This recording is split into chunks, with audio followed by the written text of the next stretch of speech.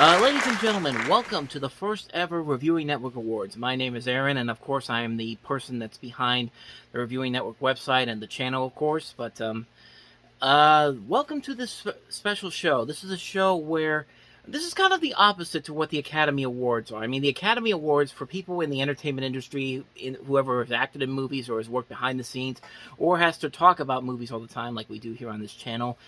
Needless to say, the Academy Awards have become more of a hassle to watch than it is a reward. Like, the Academy Awards used to mean something for a number of years, but over the last couple of years, it's become more of a chore to watch the Oscars than it is an enjoyment factor to watch the Oscars. So, I figured this year, why not do something a little bit different? I mean, I'm still going to talk about the Oscars, and in fact, at the end of this video, I'm going to have my personal Oscar predictions for Sunday night.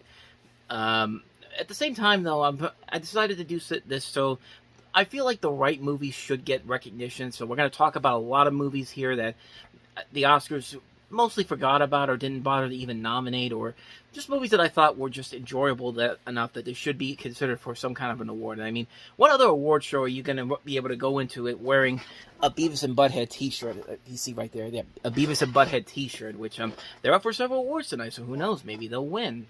I'm not going to say who it is, but we've got 10 awards here. We've also got a Special Achievement Awards presentation coming up later on, and everyone who wins gets one of these precious Reviewing Network Awards. And by everyone, I mean, just pretend that I'm handing this to you, because I obviously don't know where most of these people live, so I'm not going to be able to send it to them. And even then, you realize how much money it's going to take to make a lot of these awards. I mean, this didn't cost a whole lot, but it's still, you can still feel that it is a nice award, but a real award, I should say. So, what am I doing right now? We are going to get started right away, and everyone gets these awards. So I've talked about the award itself. I talked about what we're doing here, and of course, we've got my two Oscars right here, which are obviously replicas. Nice replicas, by the way. Let me show you the other one here.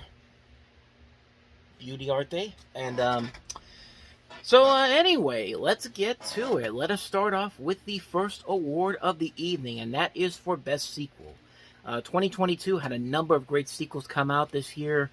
A couple of them got nominated for big awards this year. Glass Onion, of course, Puss in Boots, Top Gun Maverick, just to name a few. And we have 6 movies here that are part of the category of this year's Best Sequel winners, and the nominees are Avatar: The Way of Water, Beavis and Butthead Do the Universe, Black Panther: Wakanda Forever, Glass Onion: A Knives Out Mystery, Puss in Boots: The Last Wish, and Top Gun Maverick. And the winner is Puss in Boots: The Last Wish. This is a film that I did not get to talk about in the top 10 list for 2022 because I didn't see it until after 2022, but I kind of wish I did, because this was a movie that really should have been on my list, probably very high up on my list of the best films of the year. I mean, they took a movie that was the first Puss in Boots movie was a good movie, but the fact that it took them 11 years I think a lot of us thought that this wasn't going to be as good as anyone thought it would, but they really upped the game on everything in it, from the animation, which just looks spectacular. You're seeing a lot of the Into the Spider-Verse style animation coming into play now in a number of movies, and it's working really well. But just the writing overall, the characters are well done. There are a lot of heavy moments in here, like there's a great panic attack sequence in here that's just, I mean, it's just fantastic stuff. This is the reason why we always say that animation isn't just for kids. It's animation that can be enjoyed by anyone, and Puss in Boots: The Last Wish definitely is one of the greatest examples of that. It's just a fun sequel overall. I can't recommend it enough. It's the best sequel that came out in 2022. In a year where a lot of good sequels came out. You saw a lot of good names on that list, but I had to pick one. So, Puss in Boots: The Last Wish, congratulations.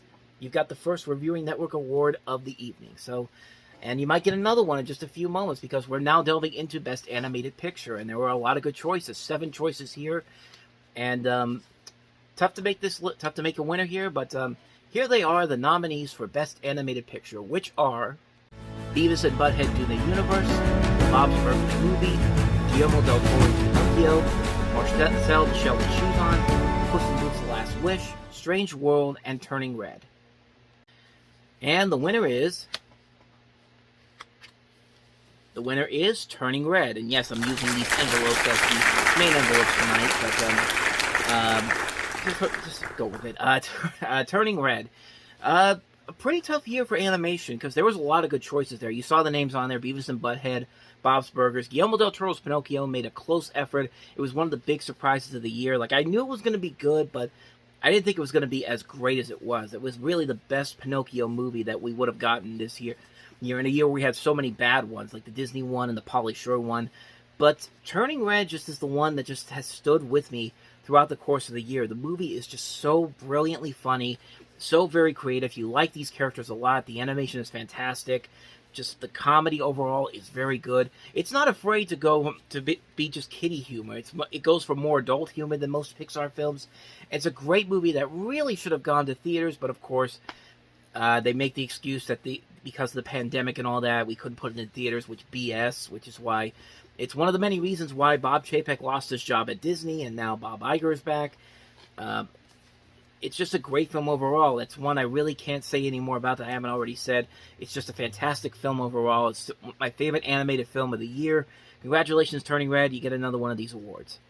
So with that said, let us go on to the next award, which is, if I can get the thing up here, there it is, Best Screenplay.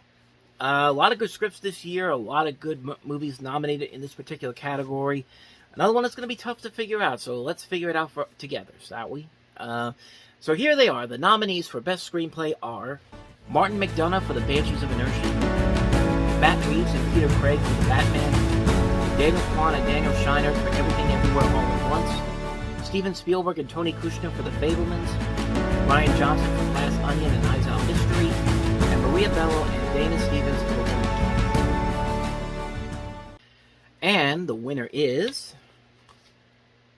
Matt Reeves and Peter Craig for The Batman. I mean, it's one thing to take the Batman mythos and just do another Batman movie, but what Matt Reeves did with the Batman and what Peter Craig also did with the film is that they gave Batman this incredible, distinctive look. Like, it wasn't just a Batman movie. It felt like you were watching a new version of Seven. Like, it definitely has that feel of a mystery, of a psychological thriller.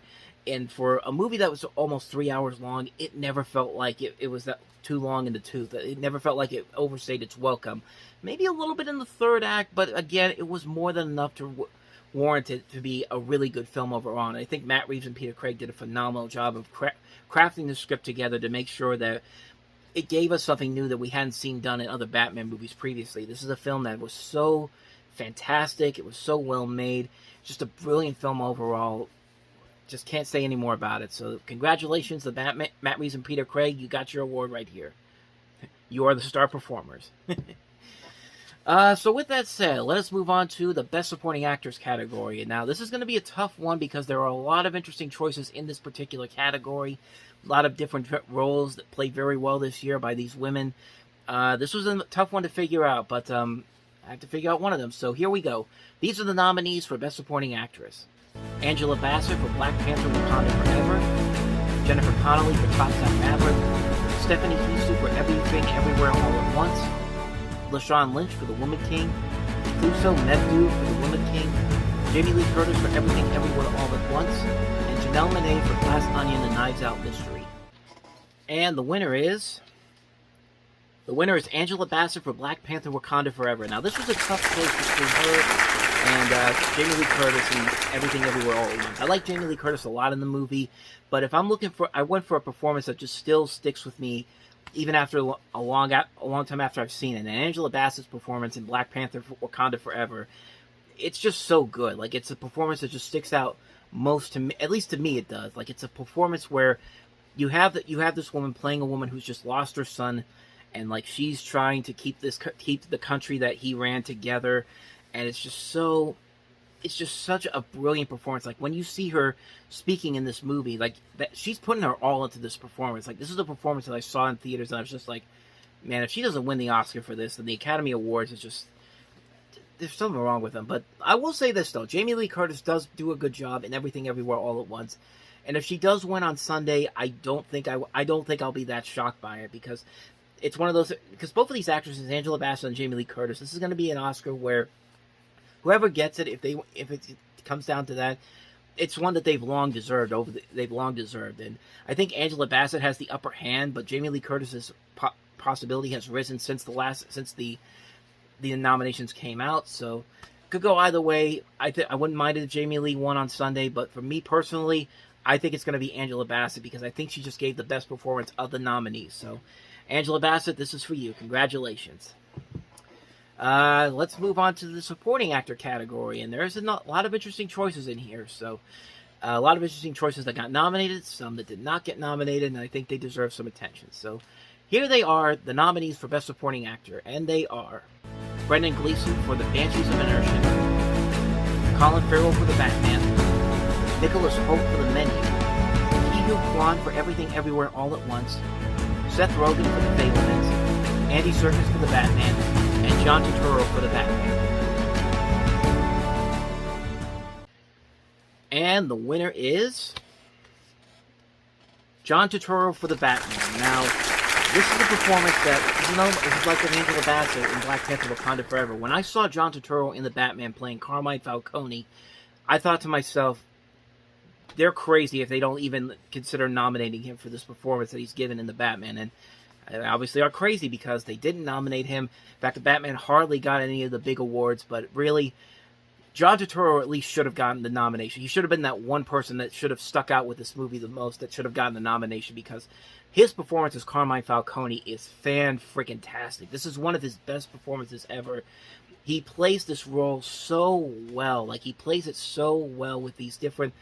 Like, it's both threatening, but also you can definitely feel where he's coming from. Like, he's giving this great somber performance while still carrying those Turturro mannerisms that we've come to expect from him. He doesn't get a lot of footage shown in the trailers, but he knocks this performance right out of the park. I mean, this is a great performance that I was really hoping the Academy would at least consider for a nomination at least. But to completely just snub it altogether, it's just kind of like, yeah, that really hurt a lot, not seeing him get a nomination. But you know what? On this show, you get the nomination and you get the win. Like, I like Ke Huy Quan in Everything Everywhere All at Once. I think he's going to win Best Supporting Actor. I think it's not even going to be close, but John Turturro really was the performance that stuck out with me the most. So, John Turturro, congratulations. The Oscars don't acknowledge your greatness, but we do here at the Reviewing Network. Congratulations, pal. Congratulations on that. Moving on now, we're coming up to the big nominees here, the Best Actress category. A tough category this year because one would think Michelle Yeoh's got it locked down at the Oscars, but there's also been some talks that maybe Cate Blanchett wins another one for a performance in Tar. And I thought she was a good performance, but you'll see what I'm talking about once we get to the Best Actress category. And here are those nominees: Cate Blanchett for Tar, Viola Davis in The Woman King, Amber Midthunder for Prey, Keke Palmer for Nope, Michelle Williams in The Fabelmans, and Michelle Yeoh for Everything Everywhere All at Once.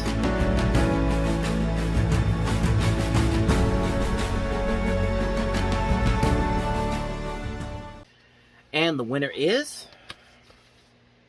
Michelle Yeoh for Everything Everywhere All at Once. Like I said, I think she should be the front runner to win this award because really, her performance in that movie is so good. It's like she carries the film. She's, of course, the leading actress, but she really gives it her all in this movie. Like, she's been doing movies for so many years now, and this is a performance where she really just puts it all out there and just gives this phenomenal performance that just sticks with you after you see the film. That's what really sold these winners for me. Like, which movies had the most lasting impact with me all year long, and that was a performance that really stuck with me the most. I think that's why she will win Best Actress at the Oscars. Cate Blanchett, I thought she was good in Tar. I thought the movie itself was just kind of not that great either. She carried that film to being a decently watchable film. The other nominees, Viola Davis should have gotten nominated. So should have Amber Midthunder. Maybe not Amber Midthunder. That was just kind of but Keke Palmer should have at least gotten a nomination because she was really one of the best things in Nope. She's the thing that really sticks out with that movie. Michelle Williams, I think, was great in The Fabelmans, playing the mother of the kid in the film. I think she did a very good job in this. But really, the best performance of the year in terms of actresses, Michelle Yeoh, Everything Everywhere All at Once. That's the performance that sticks with me the most, and that's why she's getting this award. So there you go. All right, moving on now. The nominees for Best Actor are Daniel Craig for Glass Onion and Knives Out Mystery, Colin Farrell for The Banshees of Inisherin, Ralph Fiennes in The Menu, Brendan Fraser for The Whale, Gabriel LaBelle for The Fabelmans, Robert Pattinson for The Batman, David Harbour for Violent Night, and Tom Cruise for Top Gun Maverick. And the winner is Brendan Fraser for The Whale. And I mean, when you put on all that weight and you give a performance like that, I mean, it's really something that should be given not just a nomination, but a win. I think I want him to win on Sunday. In the time that he got nominated, there's been a lot of buzz about Colin Farrell winning, but there's also been a lot of buzz about Austin Butler winning for Elvis, which, as you can see so far, Elvis has not been nominated on here, nor will it be nominated, because I did not like Elvis a lot. I did not like it much at all, and that's why it's not nominated on here. But the hope is that Brendan Fraser does win, because, I mean, the guy put so much effort into this performance. I mean, he's really giving it his all in this film. Like, he puts on all that weight, he puts on all that makeup, and gives a performance like that. He deserves to win an award. Like, I think he deserves to win it the most, but I'm not going to be surprised if the same thing happens to him that happened to Sylvester Stallone with Creed, or Michael Keaton with Birdman, or Mickey Rourke for The Wrestler. I just couldn't remember it. Or Bill Murray for Lost in Translation, or Eddie Murphy in Dreamgirls. These performances that should have won, but something happened where somebody says, you know what, you did a bad movie, or something, or somebody said something bad about you in the press, and you're not going to get it, so we're going to give it to this other guy here. But Brendan Fraser really did put a lot into this performance. I just saw The Whale not too long ago, and I was really amazed by what he did in that movie. Like, he carries that film all the way through. It's the one performance that sticks with you, and that's why he wins this award. So Brendan Fraser, even if you don't win on Sunday, I think you deserve an award. So here you go, pal. The Reviewing Network Award just for you. So let's move on to the Best Director category, and now we have these nominees. 8 in particular, a lot of good choices in here. Tough to narrow it down, but we got to narrow it down to one winner, and here they are. The nominees for Best Director are Daniel Kwan and Daniel Schreiner for Everything Everywhere All at Once, Guillermo del Toro for Guillermo del Toro's Pinocchio, Ryan Johnson for Glass Onion: A Knives Out Mystery, Martin McDonagh for The Banshees of Inisherin, Jordan Peele for Nope, Gina Prince Bythewood for The Woman King, Matt Reeves for The Batman, and Steven Spielberg for The Fabelmans.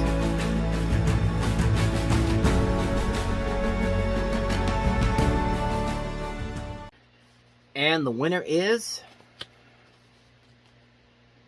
are Daniel Kwan and Daniel Schreiner for Everything Everywhere All at Once.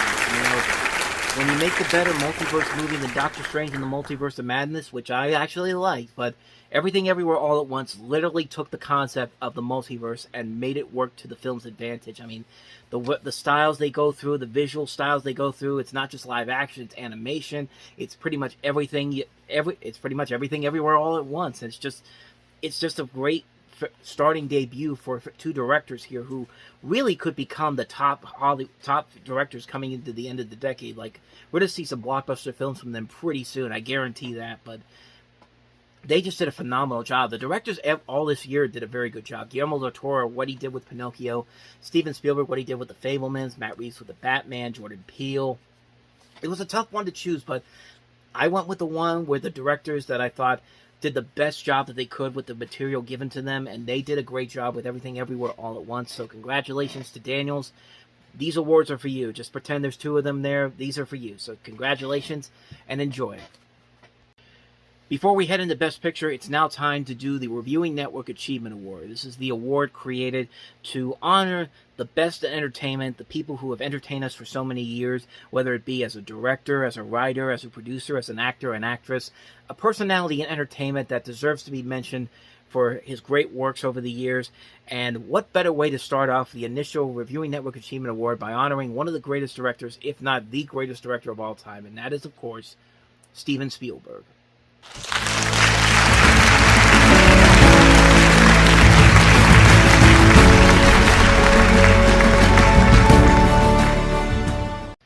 Stephen Allen Spielberg was born on December 18, 1946 in Cincinnati, Ohio. He grew up in Phoenix, Arizona, and then he moved to California shortly afterward to study film in college. He started his career directing several episodes for television, including Rod Serling's Night Gallery and also Columbo. In 1971, he finally got the chance to direct his own feature film, which was the film Duel. The film garnered critical acclaim from both audiences and critics, and essentially opened the door for Steven Spielberg to become the director that we came to know him as. Duel follows the story of a psychotic tanker truck driver who chases a terrifying salesman down a highway. Impressed with the film, executives decided to promote the film on television. Reviews were positive, and Universal asked Spielberg to direct more scenes so that Duel could be released to international markets. Several films soon followed after that, including Something Evil and Savage. Both of those films didn't receive the same respect that Duel did, but it opened the door for Steven Spielberg to make his debut with a theatrical film, The Sugarland Express, about a married couple on the run, desperate to regain custody of their baby from foster parents, which was based on a true story. The film was the first of many collaborations with the composer John Williams, who has been working with him ever since, and Spielberg was impressed by his previous soundtracks, so that's why he hired him. The film opened to positive reviews and was a major hit, with the Hollywood Reporter calling Spielberg a major new director on the horizon. Although the film was honored for Best Screenplay in 1974 at the Cannes Film Festival, it was not a commercial success. Spielberg blamed Universal's inconsistent marketing for its poor box office results. Following that, Richard D. Zanuck and David Brown took a chance on Spielberg, giving him the opportunity to direct the 1975 horror thriller Jaws, based off the book by Peter Benchley. In the film, a great white shark attacks beachgoers on a summer resort town, prompting Police Chief Martin Brody, played by Roy Scheider, to hunt it down with the help of a marine biologist, played by Richard Dreyfuss. Filming on the film proved to be very challenging. Spielberg almost drowned and escaped being crushed by boats while making the film. The filming schedule ran for over 100 days, and Universal actually threatened to cancel production. But against all odds, the film was both a critical and a financial success.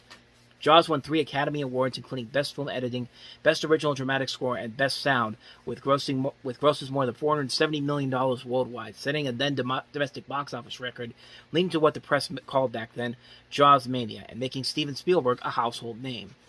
Alfred Hitchcock, after seeing Jaws, praised Spielberg for thinking outside the visual dynamics of the theater. He said, saying, he's the first one of us who doesn't see the proscenium arch. After Spielberg turned down Jaws 2, he went on to work with Richard Dreyfuss to work on Close Encounters of the Third Kind in 1977. During filming, Spielberg used 65mm film for the best picture quality possible, and a new live-action recording system so the recording could be duplicated later. It's one of the rare films both written and directed by Spielberg himself. Close Encounters was very popular with filmgoers, and Spielberg received his first Best Director nomination at the Academy Awards. He also earned 6 more nominations, with Best Cinematography and Best Sound Effects Editing being the big winners. The film was later released on a special edition in 1980. His next film was the 1979 film 1941, about Californians preparing for a Japanese invasion after the attack on Pearl Harbor. Spielberg was very self-conscious about doing comedy, as he had no prior experience in the genre. However, he was keen on tackling a light-hearted theme. Universal and Columbia agreed to finance the film, but the film didn't become the big hit that they thought it would, grossing only $92 million worldwide. But most critics, including the studio heads, disliked the film.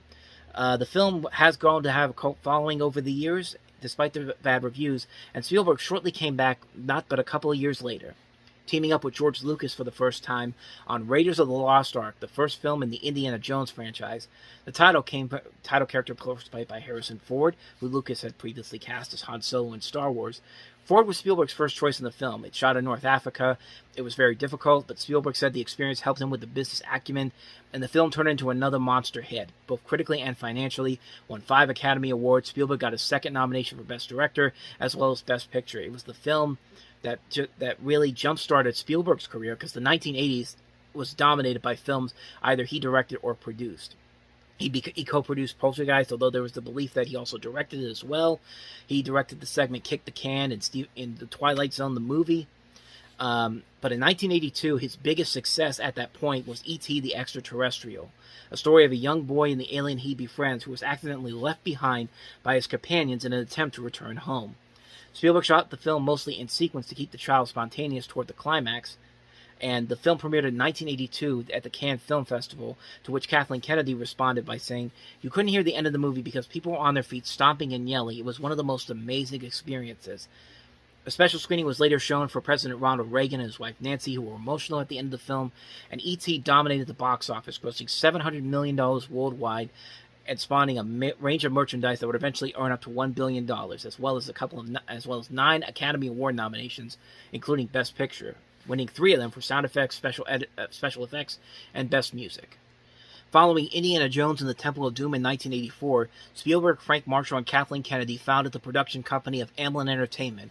Spielberg would either serve as either producer or executive producer on 19 different films between '84 and 1991, including The Goonies, The Money Pit, Joe vs. the Volcano, Batteries Not Included, Back to the Future, Cape Fear, Who Framed Roger Rabbit. In some of these films, Steven Spielberg's Presents would be a title on top of that, including Harry and the Hendersons and also Young Sherlock Holmes. By the end of the decade, Spielberg's production name was also attached to several TV shows, including The Tiny Toon Adventures, Animaniacs, Pinky and the Brain, Freakazoid, and Family Dog, as well as producing the Don Bluth animations An American Tail and The Land Before Time.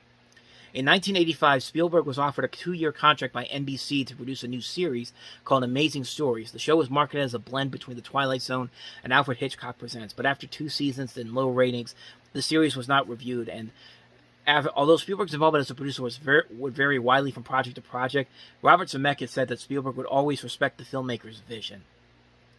Over the next decade, Spielberg's record as a producer brought mixed critical and commercial performances.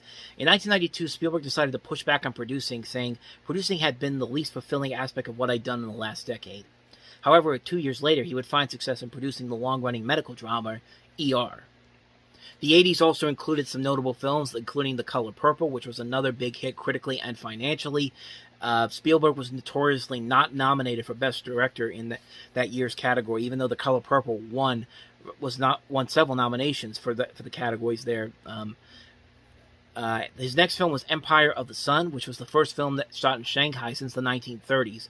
And some people really liked it, other people not so much. It was mostly a commercial disappointment, but it did not get nominated for 6 Academy Awards. And Spielberg has said that that's one of his most enjoyable films to make. He returned to wrap up Indiana Jones and the Last Crusade, passing up on the chance to direct Rayman, which would eventually win Best Picture. But Indiana Jones and the Last Crusade went on to become a big critical and financial hit and was seen as a massive improvement over the previous installment of the series, Temple of Doom. He would finish the decade off in 1989 by directing the remake of Always, a remake of A Guy Named Joe, one of Spielberg's childhood films, but the film did not perform well at the box office, nor did it perform well critically, so it was mostly forgotten, unfortunately. By 1991, Spielberg had felt artistically stalled. He returned to do Hook, which was a movie about a middle-aged Peter Pan played by Robin Williams, going back to Neverland to face off Dustin Hoffman's Hook. The film was a big hit financially. Critic-wise, it did okay. It did decent numbers, but it was still seen as... But it was mostly a very successful film at the box office.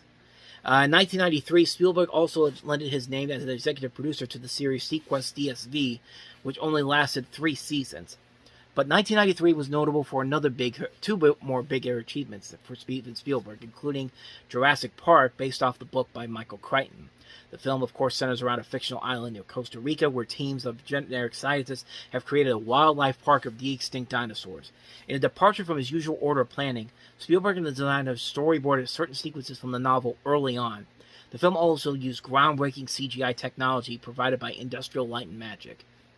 Jurassic Park was completed on time and on June 11, 1993, was released to theaters, becoming one of the biggest hits of all time, the highest-grossing film of all time at that point, and winning 3 Academy Awards, going on to gross over $250 million for Steven Spielberg's salary, and going on to make over $300 million domestically alone. Also that year was another year where Steven Spielberg made another groundbreaking film, Schindler's List. The movie was about Oskar Schindler, played by Liam Neeson, who was a businessman who helped save 1,100 Jews from the Holocaust.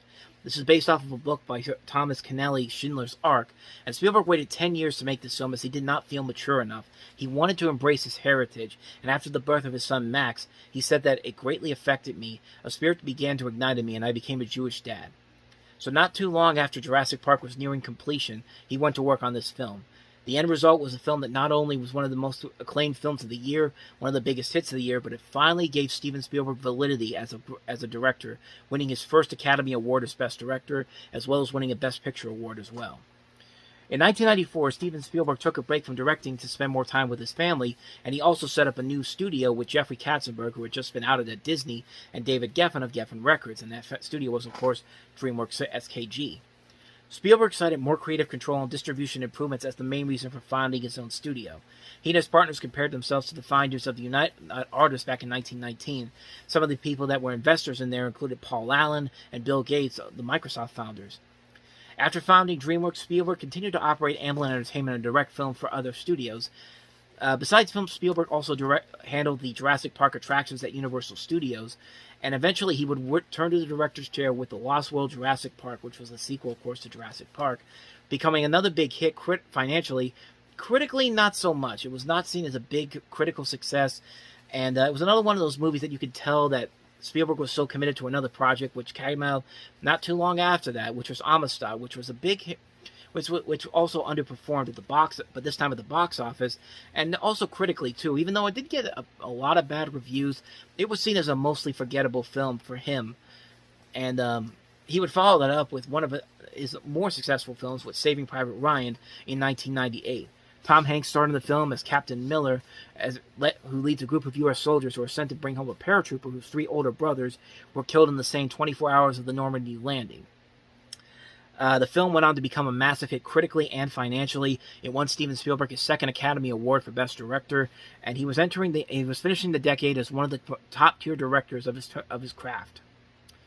In 2001, Steven Spielberg produced the HBO miniseries Band of Brothers, which became a massive success in terms of critical reviews and also winning several awards, including Golden Globes, Emmy Awards, and it was a bigger success for Spielberg than his 2001 film AI Artificial Intelligence, which is a film that was originally intended for Stanley Kubrick to work on before he passed away in 1999.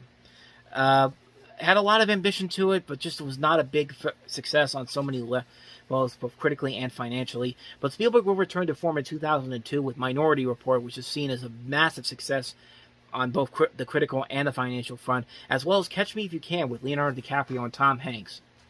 Spielberg worked with Tom Hanks again with the 2004 film The Terminal, which is a great movie, which is one that a lot of people really overlook, but it's one of his most underrated films as a filmmaker. Tom Hanks gives a great performance in this film, and shortly after that, he had 2 more films come out in 2005, War of the Worlds, which was a big hit critically and financially, as well as Munich, which was a big hit as well. It was one of Spielberg's most controversial films to date, but nevertheless, it received 5 Academy Award nominations, including Best Picture, Best Adapted Screenplay, and Best Director. In the mid-2000s, Spielberg scaled down his directorial career to become more selective about film projects to undertake. He eventually sold off his rights to DreamWorks to Viacom, and by 2006, he was planning to work on Interstellar, but he eventually abandoned that project, and Christopher Nolan took that over. Spielberg would remain an active producer, though. He produced Memoirs of a Geisha, Monster House, Flags of Our Fathers, Letters from Iwo Jima, Disturbia, Transformers. He did a show on Fox called On the Lot, which didn't last very long. He would return to the director's chair one more time in 2008 to bring Indiana Jones back to theaters with Indiana Jones and the Kingdom of the Crystal Skull, which did very well with critics and was a box office success, but fans of the series felt disappointed by it. Me personally, I still think it's the 3rd best film of the series. I still think it's better than Temple of Doom. That's just my personal opinion on it. So, in early 2009, Spielberg began shooting the first film in a planned trilogy, The Adventures of Tintin, The Secrets of the Unicorn, which did premiere in theaters in December of 2021. It did receive positive reviews and was nominated for won Best Animated Feature at the Golden Globe Awards. And while it didn't receive a Best Animated Feature nomination, it did receive a Best Original Score nomination for John Williams. That same year, he also did War Horse, which was one of 4 consecutive films that Spielberg did for Disney. War Horse had an acclaimed response by critics. I personally really do not like this film. It's one of the ones that I'd say, yeah, this is definitely maybe one of the worst films he's done as a director. And nevertheless, it was nominated for 6 Academy Awards, including Best Picture, so what do I know? Spielberg returned to do The Pacific in 2010. He would also be a producer on J.J. Abrams' Super 8. In 2012, he directed the Abraham Lincoln film, Lincoln, with Daniel Day-Lewis, which he won a 3rd Academy Award for Best Actor for that film. The film was nominated overall for 12 Academy Awards, including Best Picture and Director, and it also won Best Production Design. In 2013, Spielberg was set to direct American Sniper, but shortly afterward, Clint Eastwood took it over after he left. He instead went on to work on Bridge of Spies with Tom Hanks and also Mark Rylance, in which Mark Rylance won an Academy Award for Best Supporting Actor. A very underrated film, in my opinion. This is another great movie that Spielberg and Hanks did that is a beautifully well-made film. It's one of the best films that came out in 2015. Spielberg also did The BFG, an adaptation of the Roald Dahl children's book, which was not a big hit critically or financially, but I really liked the film a lot. It was the last film written by Melissa Mathison before she died. And Melissa Mathison, of course, wrote the original E.T. A year later, Spielberg would return to direct The Post with Tom Hanks and Meryl Streep, which was both another critical and financial success. In 2018, he directed Ready Player One, which is based off the book by Ernie Klein. A fun movie overall. Really fun, well-made film. Was a big hit too, but I don't think it was as big as the studio was hoping it would be, but nevertheless, it still made some money at the box office, and it's still seen as kind of a favorite of people who've seen that movie. In 2019, Spielberg filmed the musical adaptation of A West Side Story, the new version with Anson Elgort and Rachel Zegler, Ariana DeBose, who was also in it, Mike Faist, Rita Moreno from the original film. Written by Tony Kushner, the film stays true to the 1950s setting. It was finally released in December of 2021, receiving 7 Academy Award nominations, including Best Picture and Best Director. And Spielberg and Ariana DeBose won the Oscar for Best Supporting Actress. It was one of my favorite movies from last year. And now we come to this year. Steven Spielberg made a film about his life, a fictionalized account of his own childhood with The Fabelmans. The film was co-written by Tony Kushner of West Side Story. It starred Gabriel Lavelle playing Sammy Fabelman, a character inspired by Spielberg, while Michelle Williams plays his mother, Mitzi Fabelman. Paul Dano plays Bert Fabelman, his mother. Seth Rogen plays Benny Lowy, Bert's best friend and co-worker who becomes Sammy's surrogate uncle. And Judd Hirsch stars as Mitzi's Uncle Boris. The film was a massive success with the critics. Financially, though, it unfortunately was coming at a time where a lot of people thought that there was a decline in the popularity and relevance of Spielberg in a film-going environment altered by the COVID pandemic, and the public's loss of interest in prestige films was seen as the reason why the film did not do so well. But if you saw the film, you saw something really special, and Steven Spielberg made a great film analyzing his career and his legacy as a filmmaker, and it's just such a brilliant film. It's a movie that's just so amazing to watch. And it's just the perfect summation of why Steven Spielberg is one of the greatest directors, if not the greatest director of all time, and why I think he definitely is worthy of the Reviewing Network Achievement Award.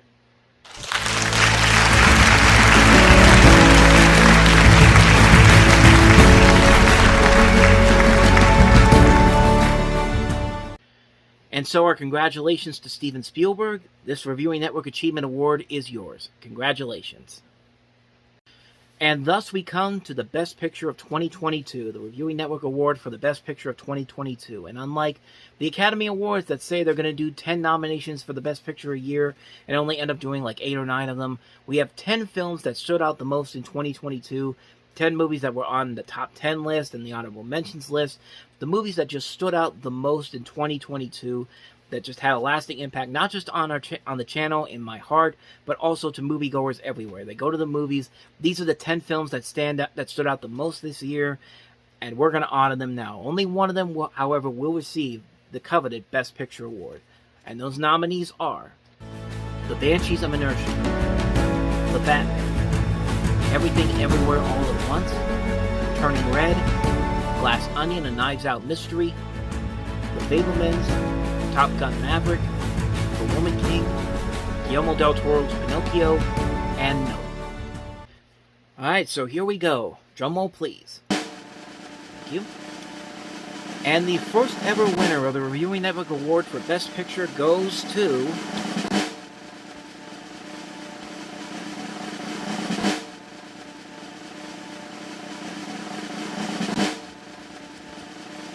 The winner is The Batman. Batman wins the Best Picture, and like I said in my review, man, this is a movie that's just amazing. It's a freaking fantastic film. It's an impressive feat of filmmaking, even for a superhero movie. Such an amazing piece of work. It's about as close to an epic Batman movie that we've gotten since The Dark Knight, and it's the second best Batman movie I've seen since The Dark Knight in terms of live-action films. It's a dark, grisly-looking Batman film. There's definitely elements of homages to movies like Seven and The Godfather in this. It comes as close to being R-rated as you can get by staying in the PG-13 category. I really love how this movie doesn't pull back and allows to go as dark and insane as it gets.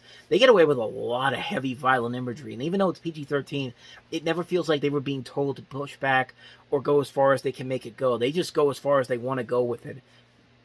Gotham looks amazing. You got the same cinematographer who did Dune. The camera work is amazing. There's just great scenes in this movie that just are terrifying as all hell, man. And the performances are great. Robert Pattinson really has evolved as an actor since the Twilight films, and he just is pitch perfect as Batman. I love how in this movie, most of the time, his Batman is to do it as kind of an ASMR. He's kind of mostly talking softly and quietly while doing the scruffy Batman voice, and it works here. I really like how the majority of the movie is Batman on screen, while Bruce Wayne is more reduced. Not to say that this Bruce Wayne is bad, but he just does a commendable job as Bruce Wayne. But when he plays Batman, he's great. Like, I really like how the movie explores more of the detective aspect as well. Like, he's able to solve these mysteries in this case. And you got to also really solid cast all around. Zoe Kravitz is great as Catwoman. Andy Serkis is great as Alfred. Paul Dano's great as the Riddler. Jeffrey Wright as James Gordon. And I already talked about John Turturro as Carmine Falcone. And it has some flaws here and there, but in terms of the movie that just really sticks with me the most in 2022, this is that film. This is an overall towering achievement of a film. It's going to be remembered as one of the best movies of the decade. We'll be talking about this movie as one of the best when we get to 2030 and look at the best movies of the decade easily. It's going to be tough to top what they've done here. This is a towering achievement, one of the best Batman movies ever made, one of the best superhero movies ever made, one of the best movies of the decade, one of the best movies of the year. Just a great, great movie. Dark, gritty, violent, not afraid to break boundaries. Matt Reeves delivers another home run of a film. And congratulations, you've won the first ever Reviewing Network Award for Best Picture. Congratulations to everyone involved with the Batman. Looking forward to what you guys do with the sequel coming up. So congratulations, this belongs to you. And so on that note, we wrap up the first ever Reviewing Network Awards.